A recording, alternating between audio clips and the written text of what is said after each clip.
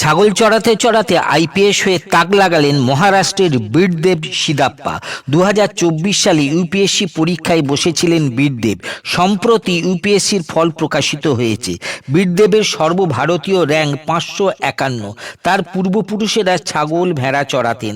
তার বাবা কাকাও একই কাজ করতেন।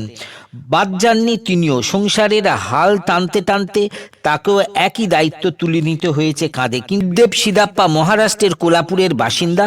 মহারাষ্ট্রের এই যুবক জানিয়েছেন, সংসারের অভাব অনটন, বাবা কাকা সকলেই ছাগল ভেড়া চড়ানোর কাজ করেন। সংসারের অভাবের জন্য কাকার বাড়িতে গিয়ে থাকতেন তিনি। সেখানে কাকার ছাগল ভেড়া চড়ানোর কাজ করতেন। বীরদেব বলেন, আমি মাঠে ছাগল চড়াচ্ছিলাম, সঙ্গে থাকা মোবাইল ফোনটা হঠাৎ বেজে উঠল। দেখলাম আমার এক বন্ধু ফোন করেছে।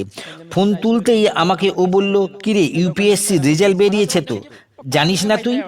তারপরই আমাকে হাসতে হাসতে বলল, এখন থেকে তুই আইপিএস। বন্ধুর ফোন পেয়ে প্রথমে বিশ্বাস করতে পারেননি বীরদেব। বাড়ি ফিরে ইউপিএসসির প্রার্থীদের তালিকায় চোখ বোলাতেই নিজের নাম দেখতে পান তিনি। বীরদেব জানিয়েছেন কিভাবে প্রস্তুতি নিয়েছেন তিনি। তার কথায়, সকাল হতেই ছাগল চড়াতে বেরিয়ে পড়তাম, সঙ্গে বইও নিয়ে যেতাম। ছাগলগুলোকে মাঠে ছেড়ে দিয়ে তার ফাঁকে যেটুকু সময় পেতাম ইউপিএসসির জন্য পড়াশোনা করতাম। গ্রামের স্কুলেই দশম এবং দ্বাদশ শ্রেণী পর্যন্ত পড়েছেন। তারপর পুনে ইঞ্জিনিয়ারিং কলেজ থেকে সিভিল ইঞ্জিনিয়ারিং পাশ করেন। প্রথম দুবার ব্যর্থ হওয়ার পর তৃতীয়বারের চেষ্টায় সফল হন বীরদেব।